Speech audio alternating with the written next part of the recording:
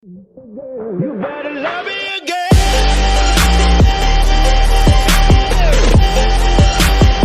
You better love me again.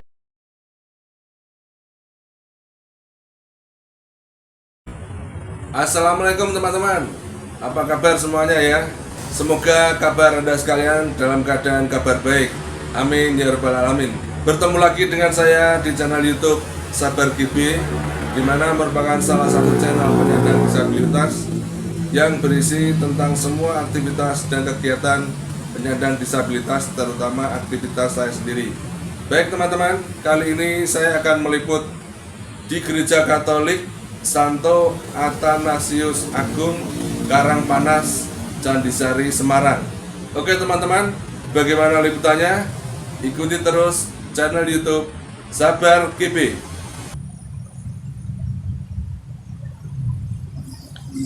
Ya teman-teman, saya telah memasuki area Gereja Katolik Santo Athanasius di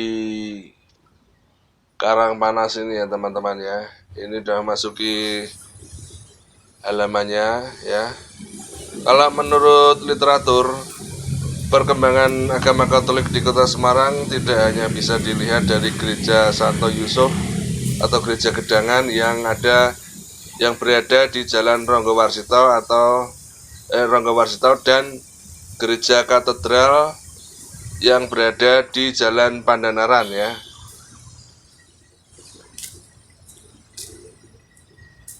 Menilik sejarahnya, ada juga Kapel Hati Kudus di Jalan Dr. Wahidin Jatingaleh. Dulu merupakan Wesius atau rumah lembaga yatim piatu yang didirikan oleh pengurus gereja. Dalam perkembangannya, akhirnya dibangun Gereja Santo Athanasius Agung Karangpanas. Lokasinya masih satu komplek dengan Kapel Hati Kudus dan SMA St. Lois ya teman-teman.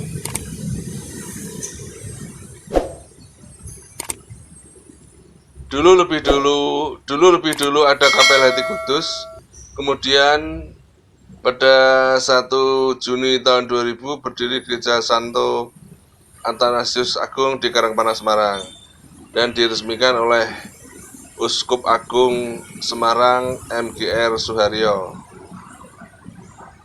Gitu ya teman-teman. Kalau sejarahnya ya, sejarah paroki di Karangpanas tidak dapat lepas dari paroki Gedangan. Gedangan menjadi semacam biji sesawi yang kemudian berkembang menjadi pohon sedemikian lebat yang dikelola sejak 5 Februari 1870 hingga berkembang sedemikian pesat sampai sekarang.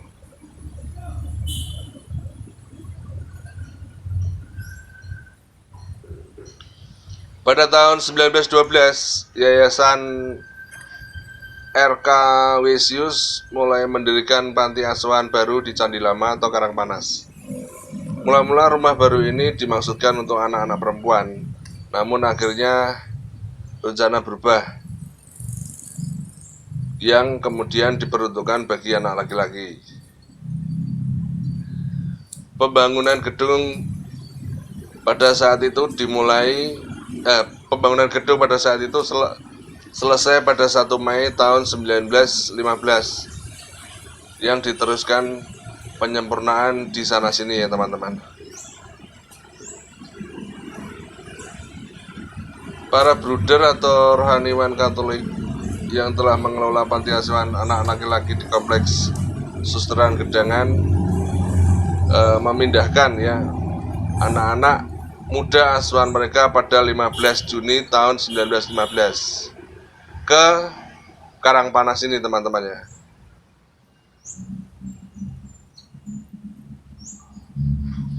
Panti asuhan itu dinamai Panti Asuhan Santo Vincentius.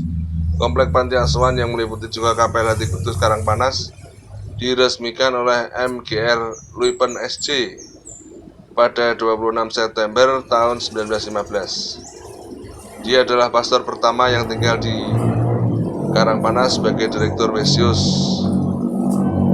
Cukup tua berarti bangunan ini ya teman-teman ya. Ya, terlihat motifnya motif eh, Belanda ini ya teman-teman ya. Karena pada saat itu masih era penjajahan zaman Belanda nih, penjajahan Belanda teman-teman ya. Ya, jendela-jendelanya itu cukup tua ini teman-teman ya. Tahun 1915 kan udah cukup lama sekali teman-teman ya. Masih berdiri kokoh nih, bagus berarti. Karangpanas memang strategis dan jauh dari paroki-paroki lain. Sudah sejak 1915 ada buku pemandian, buku perkawinan dimulai pada 1937. Dan baptisan pertama tercatat dalam Liber Baptismi terjadi pada 13 Juni tahun 1915 dengan nama Thelma ya teman-teman. Sejarahnya itu dulu pembaptisan pertama di Gereja Santo Athanasius ini ya tanggal 13 Juni 1915 dengan nama Thelma ya. Dia merupakan anak dari pasangan Leopoldo Ernesto Silvio Catalani dan Cisira Zelia Rita Heinemann. Dan Thelma dibaptis oleh pastor Hovenaars SC, sedang pembaptisnya yaitu IWH van der Vogt. Orang-orang Belanda ini teman-teman ya. Di sekitaran gereja ini juga ada tempat berobat ya atau poliklinik ya untuk berobat masyarakat di sekitar gereja sini ya. Atau orang-orang sini sering menyebutnya sebagai burderan ya, berobat ke burderan, padahal itu namanya Poliklinik Sugia Pranata.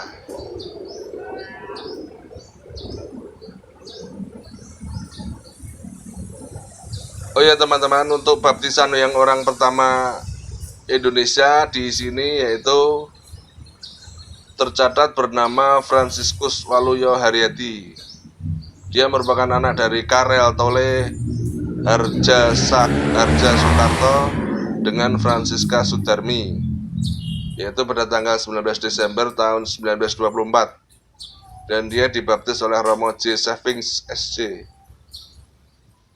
Cukup lama teman-teman ya, dan cukup tua ini baptisnya, pertama kali di Semarang ya. Ini bangunannya, ini coba kita masuk ke lokasi polikliniknya ya teman-teman, Poliklinik Sugia Pranata. Coba kita lihat. Nah ini ke lokasi teman-teman, polikliniknya ya teman-teman. Ini di belakang. Warga sekitar sering juga periksa ke sini teman-teman jika sedang sakit. Nah itu masuk ke dalam itu poliklinik ya, Poliklinik Sugia Pranata.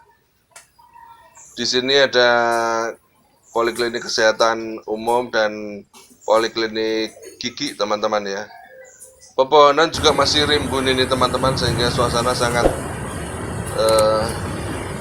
teduh meskipun siang hari tidak terlalu panas ya, karena banyak pohon-pohon tua di sini. Bangunan gereja ini juga, di sekitar bangunan gereja ini juga ada sekolahan ya, dari TK, SD, SMP, SMA ya teman-teman. SMP-nya SMP Yohanes, SMA Silois ya. Meskipun tidak setua bangunan Kapel Hati Kudus ya teman-teman, yang tadi saya sebutkan pertama tadi, karena dibangun pada selesai dibangun pada 1915. Jadi sebelum kemerdekaan 1945 teman-teman ya. Kapel tadi sudah ada di daerah Jatingaleh ini, daerah Kaliwiru ya, ini tepatnya daerah Karangpanas ya. Kita menuju area depan sekolahan ini teman-teman. Itu di depan itu ruangan kelas ya teman-teman ya. Di sini juga ada SMK IPT teman-teman ya. Cukup teduh, cukup tenang suasana untuk belajar ini teman-teman ya. Meskipun posisinya ini tepat di pinggir jalan Dr. Wahidin. Ya ini tampak depannya teman-teman ya.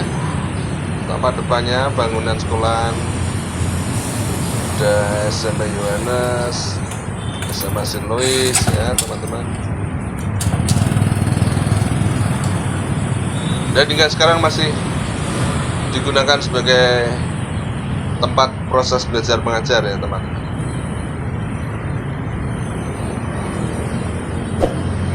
Pohonnya ini teman-teman cukup tua ya, cukup besar juga.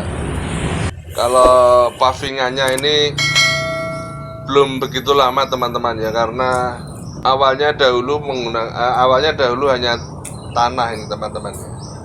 Paving ini ya mungkin baru sekitar 3 tahun yang lalu baru dipaving ini teman-teman, kalau nggak salah ya. Oke teman-teman ya, bagi Anda sekalian yang baru saja bergabung atau baru saja menyaksikan channel YouTube Sabar GB, jangan lupa ditunggu subscribe-nya, like-nya, dan jika ingin berkomentar, monggo silahkan teman-teman langsung berkomentar di kolom komentar ya teman-teman. Oke teman-teman ya, kiranya sampai di sini. Untuk lebih kurangnya liputan ini saya mohon maaf yang sebesar-besarnya teman-teman ya, karena namanya manusia itu tidak pernah lepas dari khilaf. Alhamdulillah teman-teman, akhirnya liputan singkat di Gereja Katolik Santo Athanasius Agung Karangpanas Candi Sari Semarang telah selesai dengan tidak kurang suatu apapun. Oke, sampai di sini dulu ya teman-teman. Salam sehat selalu, sampai jumpa.